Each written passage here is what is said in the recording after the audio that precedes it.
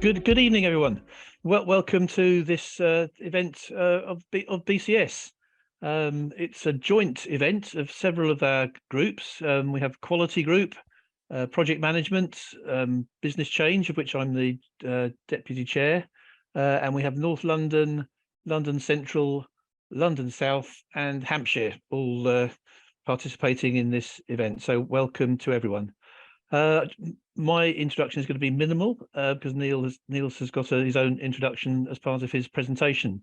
Looking forward to this very much. Looking at the title there, saying that we all work with people a great deal, then their behaviour and ours clearly is going to be a major input to the way that we support each other and work together to achieve whatever outcomes we are looking forward to. So that's all I'm going to say. And welcome to Niels. Thank you. Thank you. Nice to see so many people. Let's talk about human behavior, because sometimes human behavior can badly affect our work. And then the question is, can we do something about it if it does? At the bottom of this page, you can see, you can download from this page the presentation. And you can read about a lot of things I'm going to talk about that page on my webpage. So, who am I? I'm Niels Malotho, electronic engineer by birth. And since, let's say, 2000, I'm coaching other people to do better results in less time. Optimizing performance. Sometimes I call that result management. Often I'm asked to getting project back on track. Help, we have a deadline, an impossible deadline. Can you help us? Well, if the impossible deadline is next week, I probably can't help you. But if it's in a few weeks, usually we can make the deadline. That's one of the things I do. And sometimes I try to do development of electronic things. I like that. That's what I did in a previous life and still from time to time can do, which means sometimes I eat my own dog food in developing actually stuff myself. What kind of projects have I coached? Well, about 400 teams in more than 20 years. Anything, electronic products, firmware, software, space, road, rail, telecom, doesn't matter. It's all human behavior we're talking about. So let's have a look at human behavior. Systems are made, designed, implemented, etc., or tolerated or not by people. People are always part of any system. And if we don't model how people react or work with our system properly, the system won't work well. And the interesting thing is, people react quite predictably. Now, some people may say, oh, that's not true. They're unpredictable. Well, yes, they're differently from what we intuitively think. But the thing is, every time things go wrong again. So actually, it happens all the time again. So quite predictably. And the problem is, we as developers of systems, we often ignore human behavior, incorrectly assume human behavior, or decide how people should behave. Aha. People behave as they behave. And to be successful, we have to study and adapt to real behavior rather than assumed behavior. Even if we don't agree with that behavior. If you say they shouldn't do that, well, they do. They're only human. And our system has to work with them, whether we like it or not. So I'm going to talk about many elements that during my coaching I have found are important to recognize so that we can see whether we can do something with it. First thing is discipline. In the dictionary, I found an interesting definition: control of wrong inclinations. We know how we should do something, But if nobody's watching, be honest, we take shortcuts, don't we? So, discipline is difficult.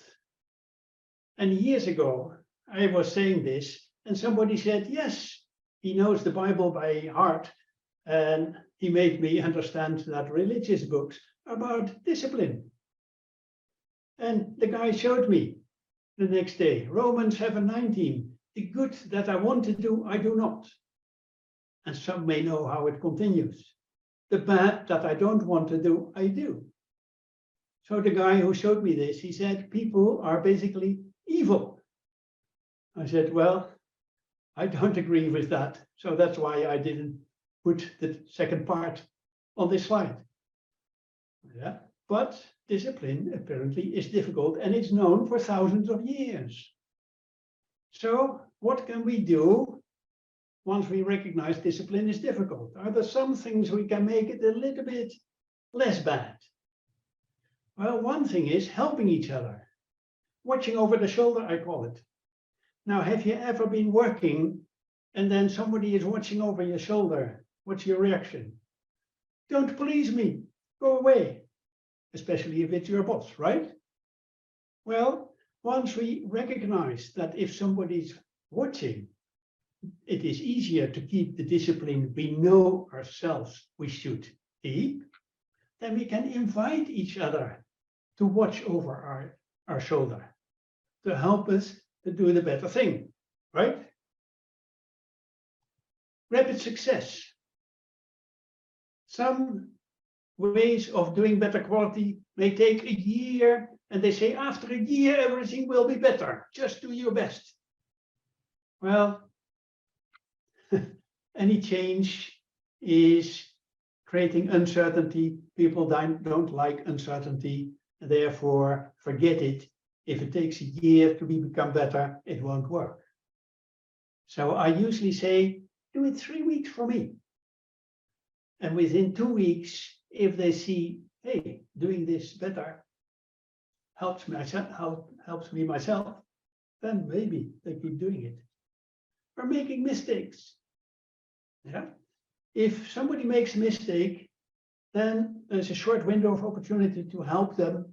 No, this went wrong. What can we do about it? Another important element is intuition. And in the dictionary, I found quick and ready insight. Okay. Intuition is created by experience. And it makes us react on every situation. It's a survival strategy. I'm hungry. Do we have to make a quality function deployment table? Yeah, to see what possible solutions there are for my hunger and how I'm going to do that? By the time my study is ready, I'm dead. So we see some bread with cheese, we eat it, and the hunger is solved. Intuition is fed by experience, and if it's before birth, it's instinct, it's after birth, it's experience that feeds the intuition. And the interesting thing with intuition, yeah, it tells us how to do things. Yeah. It's free. It's a free tool. It's always with us. So instead of making a quality manual with procedures, telling where people have to follow the process, people never read that, do they? But if we have it in our intuition, it goes automatically. We can't even turn it off. So that's a risk, because if intuition would be perfect, everything we do would be perfect, right? Not everything we do is perfect. So apparently intuition sometimes points us in the wrong direction. Now, what to do about that? Yeah. So new experience can create new intuition. And that's what I do as a coach. There was a study by a Dutch guy. he said, if we have to make a decision, he found with experiments with people that an intuitive decision based on intuition, usually people like better than a decision based on logic. Sounds strange, doesn't it? But he found a third thing. He found if we do logic thinking and then do something completely different, after that, the decision we make usually is felt as best. And that's what we know, where people say sleeping on it. And that's exactly what the agent in Japan did when we wanted to buy a house there. Yeah, we said, this house we want to buy. And he said, well, sleep over it, and tomorrow you can make the final decision. Well, we still liked it the next morning. And then this is my little advertisement. Coaching is about redirecting intuition. Do this 3 weeks for me, and then the intuition may gradually be changed based on people liking what they did, doing things better. Okay. Another element, we can talk about users. Yeah. Now, what I tell my developers, I have a lot of mantras. And mantras are very short, and they may be a little bit black and white, but they convey an important message. And one of them is, the user is always right, even if it's not. The user is always right, even if it's not. And of course, he may still be wrong, but once our software is there out, we are not there to hold the computer to help it to do the right thing, right? So whatever the user does, the computer should always react properly. And what I also tell my developers is, we are so deformed, we don't anymore know what normal people find normal. We have to find out. And an example of a design that was made is this. A pharmacist told me this story. He said there were sleeping pills in red boxes and activation pills, I don't know what that is, but that's what he said, something, in blue boxes. And you can imagine from time to time, people got the wrong box in the shop. So they looked at it and they said, well, let's change the colors. Activation in the red boxes and sleeping pills in the blue boxes. They never made a mistake anymore. So, was the design wrong? I think it was. The user is right. Yeah, and why didn't they make a mistake anymore? Because most people feel that the red is an active color and blue is a quiet color. Yeah. Another example. There were a team working on a parking system, and they were working with some software in the screen of the payment box. And of course, every 2 weeks they had a demo, because they said we have a demo. And then the R&D boss was sitting there and he said, can I do something? I said, no, this is a demo. We tell you what we did. I said, come on, guys. Once the computer or the system is there, users are going to use it. Can't you give it to the R&D boss and see what happens? So they said, okay, can you put your credit card number here? So what did he did, I'm Wim. Yeah. He put his name there, Crash. They said, you shouldn't put your name there. You must put your credit card number there. Well, 20% of the software is there to make the computer do what it should do. 80% of the software is there to make the computer not do what it should not do. The 20% may be specified properly. The 80% usually isn't specified. So we have to find out what to do to make sure it never goes wrong. communication. That's so important. Communication. And we look behind us and we see an accident. And in our mind, we are starting to make up a story of what happened. We see the braking tracks of the car, and we see the car against a tree and things like that. Yeah.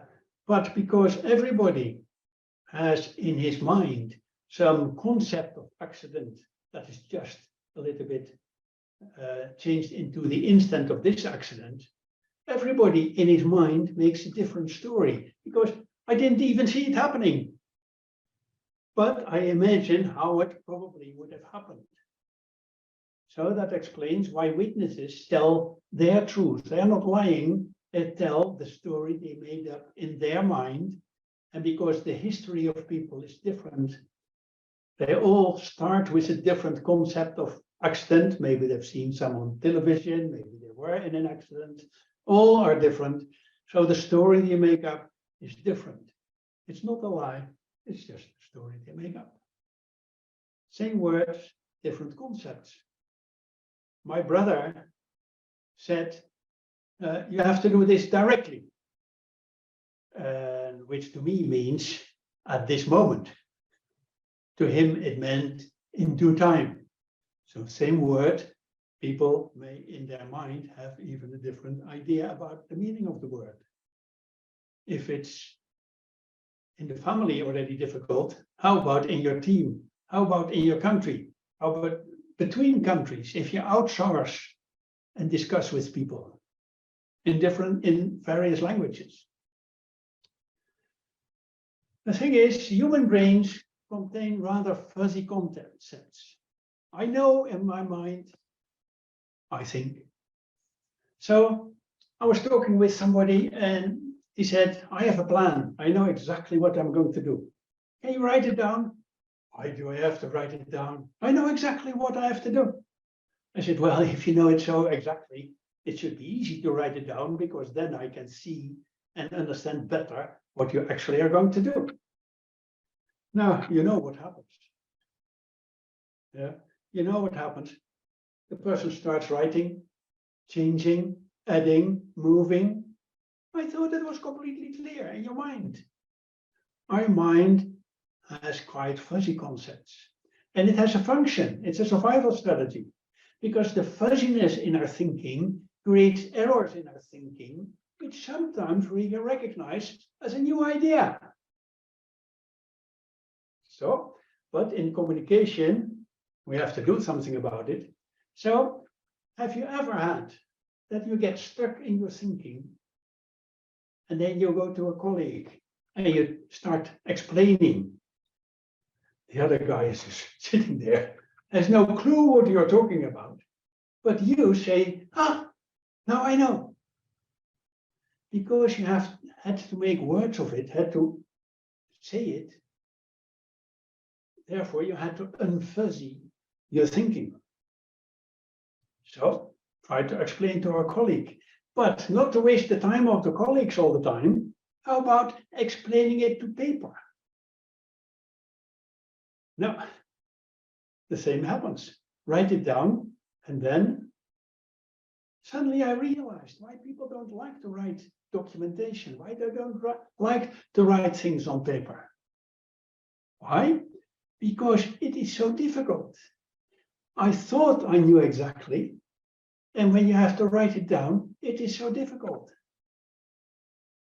So, how about throwing sounds to other people? I'm trying to explain something to another person. I throw words, sounds to the other person. Now, I hope that with these sounds, he will decode in his mind the words, the same thing I just want to move from my mind in that person's mind to get them understand what I mean. Now, the person has a different history of concepts in his mind, slightly different about the meaning of words. So, is he listening? Yeah, I said, I told you. And then maybe the person, and you said yes. Well, the person nodded.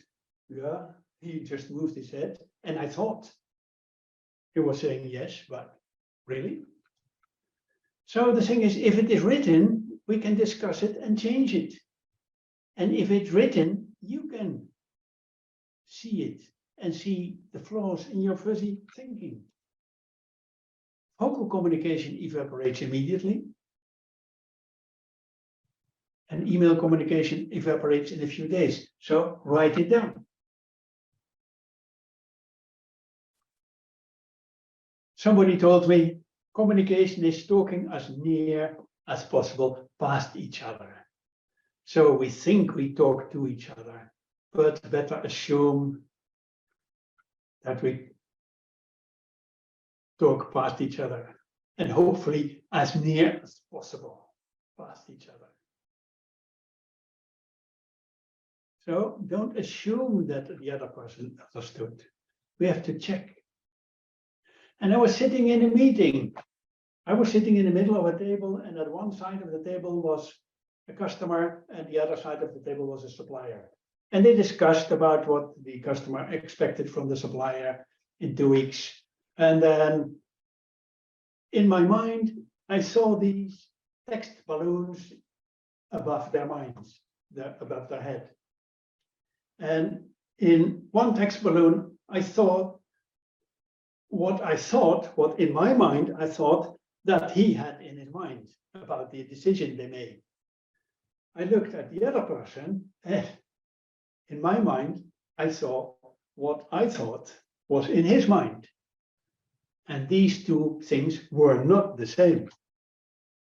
So I said, okay, I thought in his mind is deliver in 2 weeks. So I asked the other guy, are you going to deliver half March? Half March? In his mind was, when I have time, I may think about it. Yeah. So we see so often that people make an agreement about delivering 2 weeks, and 2 weeks later you come, yeah, in 2 weeks I'm going to deliver. So never say in 2 weeks or 6 weeks I deliver. No, which date? So once they realized that in their mind was not the same, and that 2 weeks later they would come together and find out that they didn't understood each other. So they spent another 10 minutes to try to more get their idea the same. So even in a team of developers, testers, whoever, yeah, there are many people with their different histories in their mind, the different thinking, the different way of reacting. Communication can be difficult, and better assume that our assumptions are wrong. We have to check, double check. That saves time. And even more, a little bit more difficult word. So I looked it up in 2 dictionaries. And perception, quick, acute, and intuitive cognition.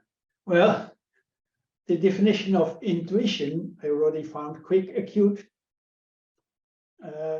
whatever. Yeah. So cognition. So how you, it's a kind of how you automatically fill your intuition by your senses. Intuitive understanding and insight, that's what Oxford Dictionary said when it was still free on internet.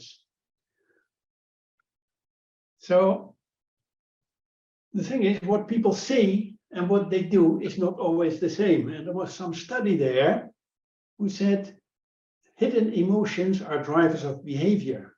The head knows, but the heart decides. Yeah. And I call this the vanilla ice effect. What was described in this scientific paper. The vanilla ice effect is they asked a group of people, what kind of flavors of ice cream would you like to see in the ice cream parlor if you want to buy ice cream? And they could check all those different flavors. And then the next day they said, no, you're going to spend your own money and buy the ice cream and eat it. And they found that the people tended to buy fundamentally vanilla. Now, whether it's true or not, well, that's what they claimed they did in their research. So I call that the vanilla ice effect. What you ask people what they like and what they actually do if they have to pay for it and eat it may be different.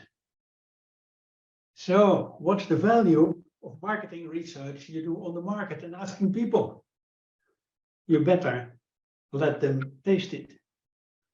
Yeah, so trying to find out what the real value for the customer is can show many paradoxes. Don't believe what you think they say, don't believe what they say. Yeah, and what we think they say is even different. We have to check, double check. Have you ever heard this? It can't be done. They don't allow it, therefore we are stuck. Well, I had a team who made quite some extensive software for building automation. And I said, did you ever observe the users of your software? I said, the sales manager in London, he said he can make arrangements. And the team was in Dublin. So they said, well, they are in another country. Well, did you go there to watch, to observe? Well, the boss wouldn't allow us to travel that far. I said, did you ask? So I went to the boss. I said, boss, shouldn't they go to London to observe some users of our software? You know what the boss said? Of course they should go. Yeah. So people just assume that they are not allowed to do things. Another example, actually, yeah, we were developing a new product, and the procurement manager said, I should actually go to China with an engineer to discuss with the company who's making the plastic box. Yeah, but I'm sure the boss never will let us go to China. That's way too expensive. Same kind of problem. So I said, now you know, did you ask? So I went to the boss. Shouldn't they travel to China to discuss the details of the new casing? Well, you already know what the boss said. Of course they should. And they went. 2 weeks they were in China discussing and talking with the engineers in China. And then when he was back, he said, Niels, this was great. Discussing on site in China made us save a lot of engineering iterations, because now we had the first time right box. So, magic sentence, did you ask? Try it. Ah, this is a good one. Excuses, excuses, excuses. We are so trained to make excuses from childhood. Your mother said at 8 o'clock you should be at home in the evening, and at 9 o'clock you said all the reasons why you couldn't at all be home, because the chain of your bicycle was lost air or something like that. Yeah, we always downplay our failures, and it is not. The excuse isn't even for the other person. The excuse is first for ourselves, to ease our own pain. How do I know? Well, all the things I'm talking about, I first observed in myself. And then I looked around and I saw, I'm not that special. Yeah. It's always them who caused the problem, right? I said, well, how about us?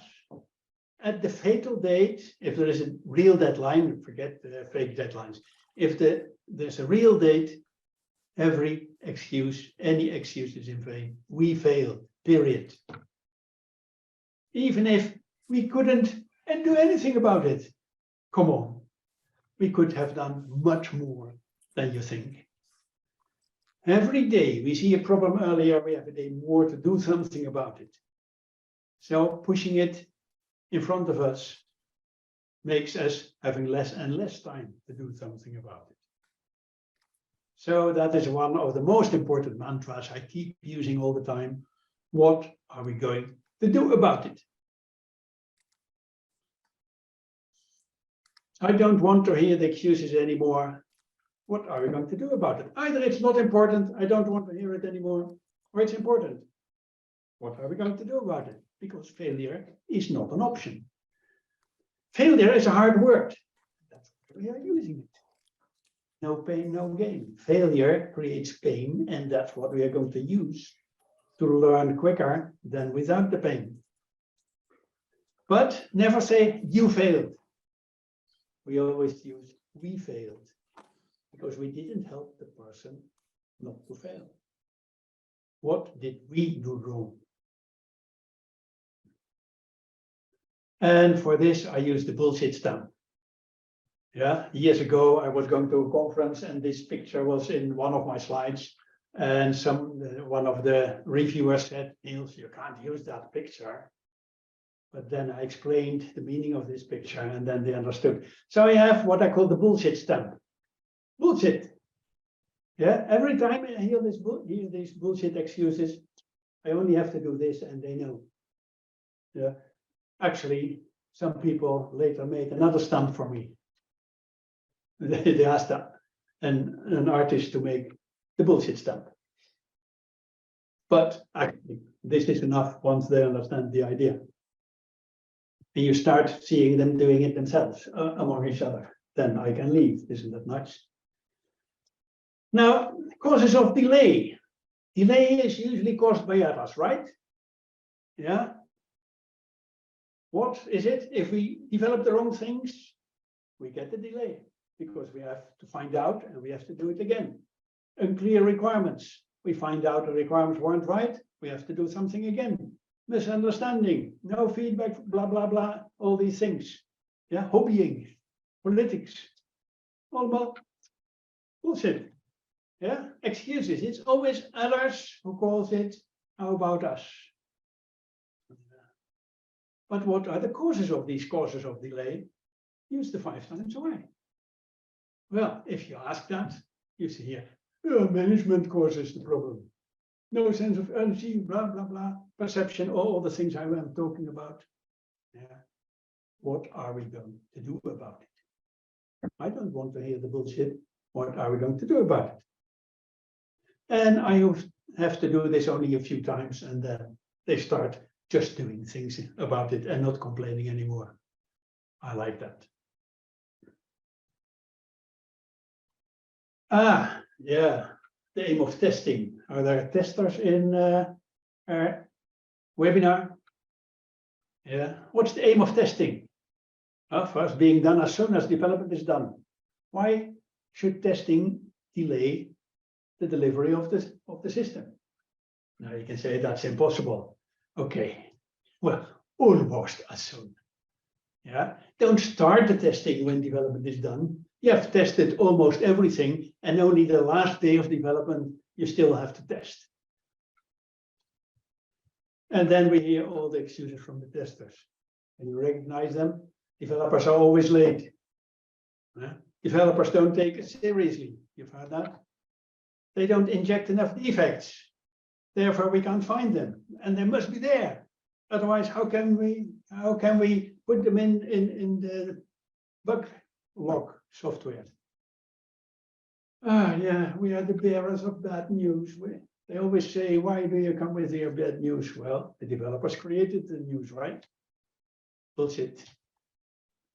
Testers should help development to be successful, not just only the developers, but the whole team to be successful. Find out what to do about it. Mistakes. Have you ever made a mistake?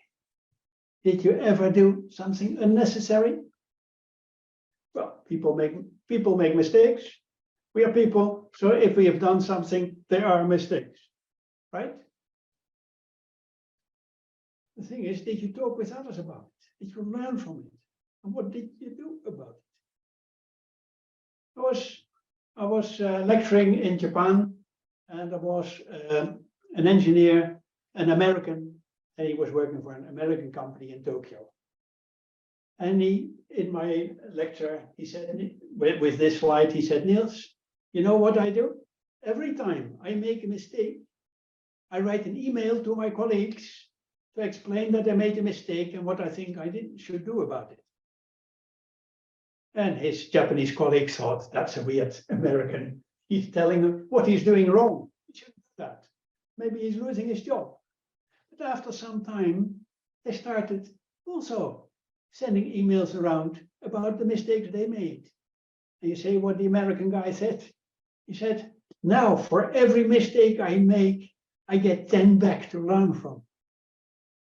Yeah, some people call that transparency.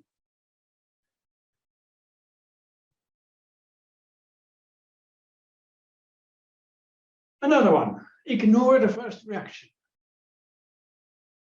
If somebody makes a mistake, and of course you don't say you are wrong, but what went wrong, yeah. If you recognize and the person, the moment you say it, he agrees. But the moment you say this is wrong in your design, yeah, you get, yeah, but that's because blah, blah, blah, blah. Yeah. So if you did something wrong and somebody recognizes it, what do? Again, we are making excuses to ease our own pain. So this is just genetic coming out of us. The moment it happens, you have to get the excuse out. Now, if the person who is seeing, I saw somebody doing something wrong, I said, isn't this wrong? Yeah, it is, blah, blah, blah, blah. Yeah. Then if I immediately react on what I hear there, then we escalate in a path we both don't want to be. So, well, you know this sentence from me. Ignore the blah, blah, wait, because it has to come out. Wait, and then you can talk business about it. Let it come out and wait for the next reaction. So ignore the first reaction. It's difficult. You have to train yourself to do that. But it saves a lot of issues nobody wants to have. Another element of helping each other, discussing, communicating, is the power of question. Don't tell people what or how to do things or not to do. Shouldn't we better use the question form? Do you feel the difference? Don't do this. Shouldn't we do this? You say the same, but it arrives differently at the other side. So just telling somebody what to do creates resistance, whether we like it or not. We don't like to be told. But the moment you ask a question, you invite a response to your question instead of resistance to you. And then, not just a question, try to make a nice question, yeah, to get a better response. Now we're talking. It's not about, in Dutch we have a nice saying, and I try to translate it, so I hope it's understandable. It's not about being right, but it's about how to make it accepted as right. We could even be wrong, couldn't we? Yeah. So don't tell people what to do. Don't tell people what not to do.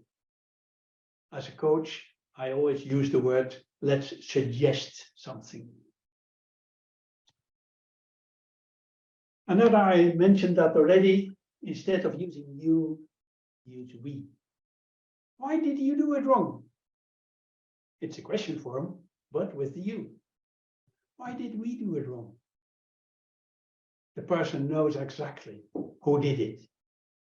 But can you imagine, this is much nicer to have a good conversation when why did you do it wrong? What did we do wrong? Now we can talk about it. So not what are you going to do about it? What are we going to do about it? What could and should we do about it? You see, a little bit softer, but you still say the same, and you get a better discussion. Yeah. If with your question you get a blank face, maybe we can suggest something. How about doing this? How about trying that? Would that work? So that you discuss about the problem instead about the person. All little things that you use to avoid wasting time in communication that only makes things slower.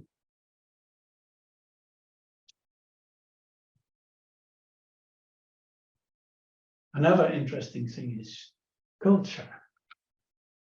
In your team, you have a culture. In your country, you have a culture. In your city, you have a culture. And now some people say, well, the culture is bad. We have to change the culture. Forget it. You can't change culture. Culture can change, but you cannot change culture. Sorry, we cannot change culture. You see how difficult it is. So culture is ingrained customs. How we learned to do things. From childhood, we learn by mimicking what we experience around it. Language, social behavior, religion, folklore, carnival, ingrained customs. Why do we do it? We don't know, but we just do it. Yeah. So experience feeds intuition, feeds culture. And it's not genetic. It's just learned during our life. Once we see other cultures, that's nice, because then we see that our culture isn't obvious at all. Neither is theirs. But whether we like it or not, we still judge others through the spectacles of our own culture. We can try to understand. So I was, well, that comes in another slide. So ingrained customs, we cannot change culture. Culture can change. Yeah, the culture is the result of the way we work together. If we change the way we work together, it changes the culture. If you try to change culture, we start at the wrong end. When I was lecturing in Japan, because I had the feeling that in Japan, culture can be sometimes even more dangerous for the result of projects, because I had the feeling that people couldn't say certain things to each other, afraid that the other person may lose faith. So instead of telling, I think you are doing this and this and this, I said, well, I'm Dutch, so the Dutch are open, blunt, well, at least according to other countries.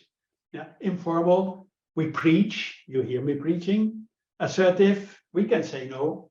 You know, I have a Japanese wife, and it took at least 1 year for her to learn to say no.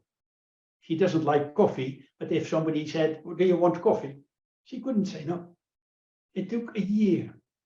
And now, when she's back in Japan, they say she is not nice to us. Yeah, because she says no. So, egalitarian, yeah, what is it? If the boss comes, can you do this? You say, why don't you yourself? And things like that, little power distance, etc. So then I asked the Japanese, and I did the same in China. Yeah, I asked, how about you? And then you see smiles, but no answer.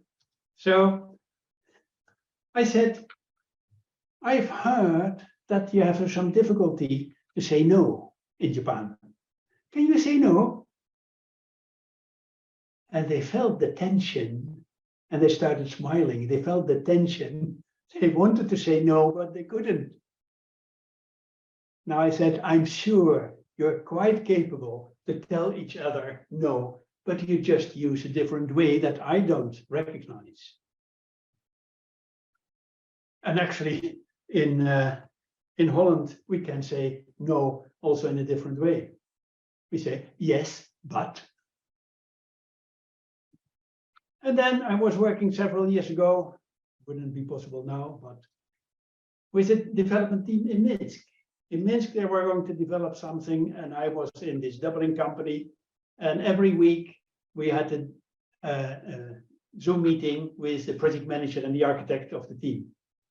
And they were sitting there waiting for us to ask questions. I said, guys, this is your project. You know exactly what we need. If you have questions, you can ask them. If you think we have questions, you can think about them during the week, already collect the answers, so that once we have our meeting, that we can discuss what you already thought about, instead of waiting for our questions and saying we have to find out. So interesting. They liked it when they found out that we wanted to have them to take control of their project and then discuss more about facts instead of just waiting for us.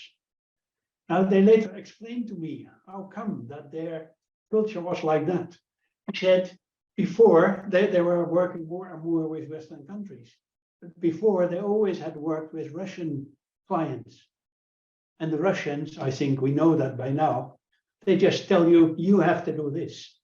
So they were just used in waiting to be told what to do. And they liked it very much that we said, you decide what you have to do. You're clever enough to find out. And if you have questions, we'll talk about it. Culture. Now, have you ever heard this? People don't like change. Come on, they love change if it's for the good. Bullshit. Yeah. People aren't against change. They subconsciously don't like uncertainty. Any change creates uncertainty. A project, what we deliver to a customer, creates uncertainty. Yeah. The thing is, how short can we have the uncertainty so that people quickly see, hey, it works for me. Yeah. So, as I said before, if it takes a year to learn something, that's way too long for change. And then people don't like that change. But do this 3 weeks for me. And in 2 weeks, they find out, hey, it works for myself. Then there is a chance that they keep doing it and that it gets ingrained in their intuition. People love change if it's for the good. Ever heard this one? We failed because of politics. Well, there are basically two kinds of politics. Good politics, people decide differently based on different beliefs. Bad politics, other word is hidden agendas. They say this, they mean that, and sometimes they don't even recognize that's what they do. Politics thrive by vagueness, and that's what I like. Because the moment you collect facts, the bad politics lose ground. Yeah.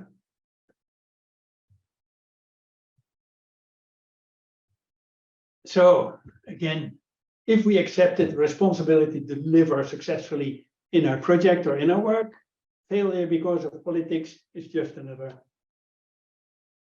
bullshit excuse. What did we do about it? Yeah, but we can't because he's the boss. What did we do about it? If it's the owner boss of the company, then he is allowed to make things explode. Our option is to stay or to leave. So, our problems are not the real problem. The real problem is, are we doing something about it? Every day we see a problem earlier, we have a day more to do something about it. Conclusion, we have seen several elements of human behavior. recognizing and understanding it is the start of doing something about it. We can't do something about it. We can't fight the genes. We recognize it, try to understand it, and try to do something with it. Because we can't do something about it.